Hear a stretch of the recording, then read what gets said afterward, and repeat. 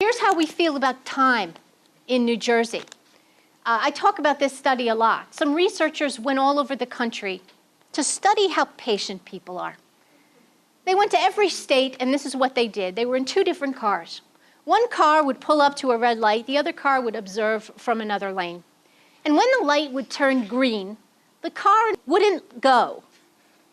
And the person in the other car would time how long it took the person behind that person to beep. Guess what state? Not New York, right? Jersey, right?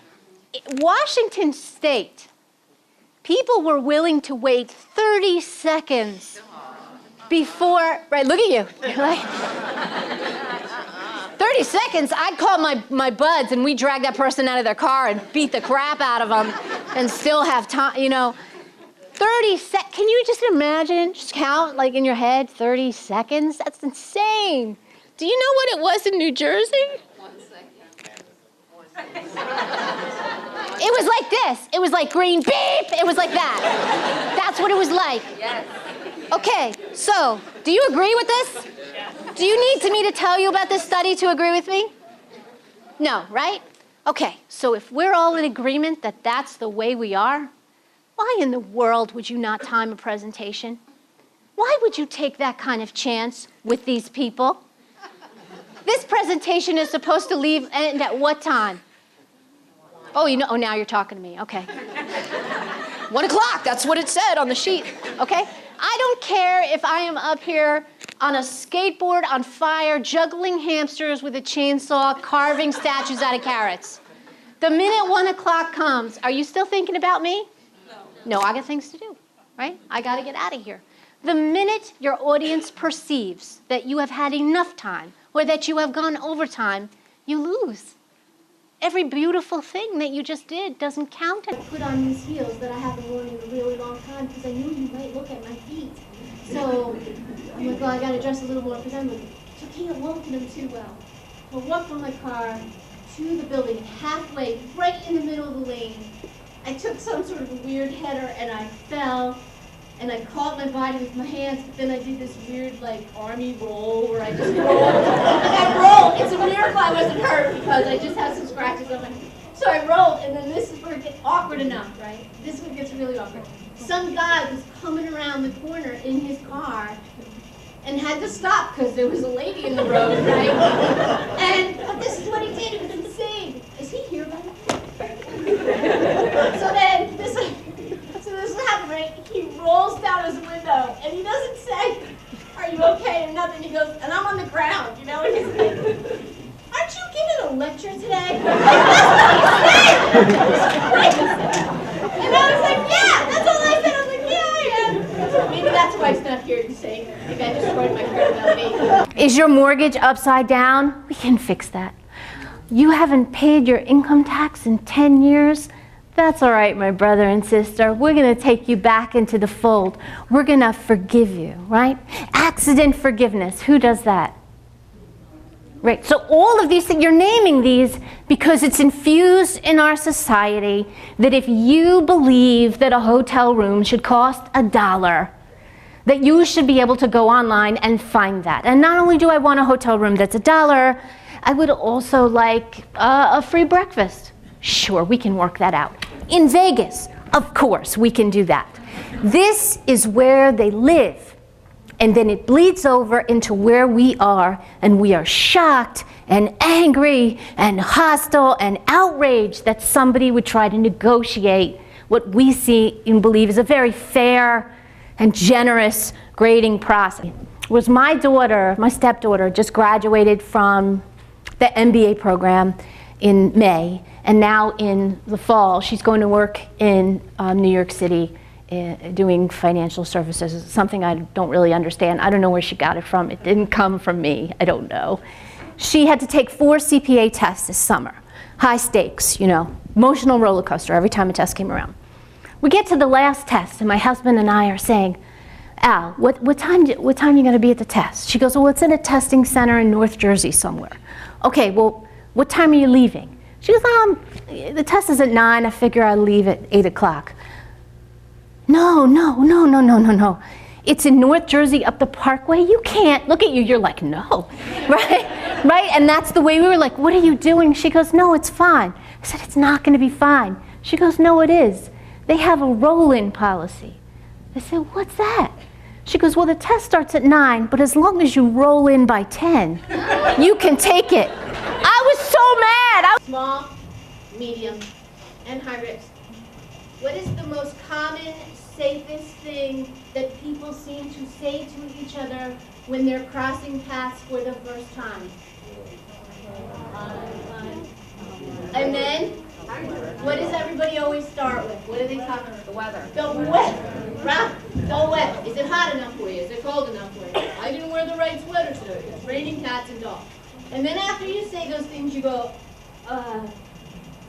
okay, I'm out. I got nothing beyond the way. I didn't know we were going to be this together this long, and now I got nothing to say.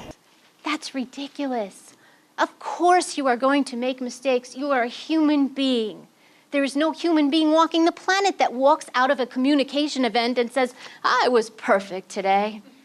If I could go back in time, I wouldn't change a thing. Isn't that true? Teachers, do you walk out of a classroom and go, perfect, right? No, you spend the next 45 minutes talking about how something went down in your class that you could have handled a little better. Then you run up and down the halls knocking on other teachers' door going, look, can I just run this by you? This is what happened, and then I said this, and she said this, and I don't know, and then we stand around talking about how to improve the situation. Okay, so this I must make it perfect thing, out the window. Irrational, unbelievable, not possible. I must have the audience's attention 100% of the time. Is there anybody in here who could focus on anything 100% of the time? If you were doing that, I would be afraid of you. If you were sitting in the audience going, you're damaged, okay? We're not talking about real people here. Real people don't do that, okay? We have a thought. We think, oh, I got to get eggs tonight, or there's a text, or did I turn my phone off? The woman asked me to turn my phone off. We need to talk to them about how to be citizens, how to be professional. We need to talk to them about study skills and time management skills. We need to talk to them about just, how to be a functional adult in a classroom, as opposed to the student who walked in the middle of one of my classes last semester dressed in fishing garb. I mean, walked right off of Field and Stream, bucket, boots, fishing line. Great guy. Came right in halfway through and said, listen, the sun is out and my friends are in the car. And I just thought, would it be okay if I went fishing today? Because I really like to fish. This is in the middle. That someone knocks on the door and here he comes. I'm like, who's punking me? What are you doing, right? Serious question. And I was like, well, if you want to go fishing, go fishing. Well, are you going to mark me absent? Well, you're not going to be here, right? So then you're not present, right? And this is the middle of a class discussion. I said, well, I'm going to mark you absent. He's like, well, was that going to hurt my grade? I'm like, well, how many absences do you have? He goes, well, this will be my only one. So I guess you'll be fine then. So I can go? Yeah, go. Freaking go. Go fishing. I don't know what is going on. Students who take phone calls in the middle of your class. Students who, I had a student a year ago who decided it was okay to bring a spittoon into my classroom and chew tobacco. Have you had this yet? Yeah. The chewing of tobacco. Oh, you'll get it. Carol, you've had it? Chewing and then the spitting 67 times during a class. So you're having conversations that you can't believe you have to have. And just when you think you've seen it all, what? Something, which is what makes our job so exciting, right? Public speaking does not feel good. I don't know why people expect it to feel good. If I had to make a list, if you had to make a list of all the things that make you feel good, I don't think it would be on your list. Would it? What would be on your list? I don't know.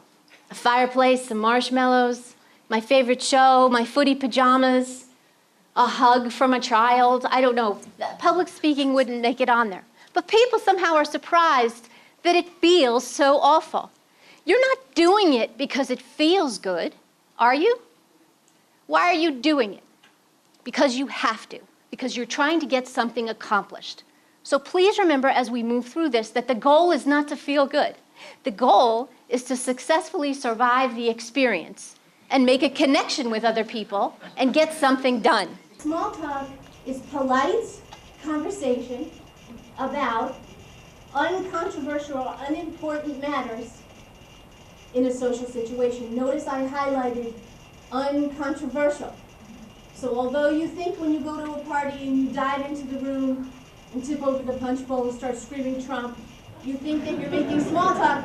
You are not, and I'm not casting any political sides. I'm just saying that in general, talking politics when you first meet someone is not considered small talk. This is what small talk technically is.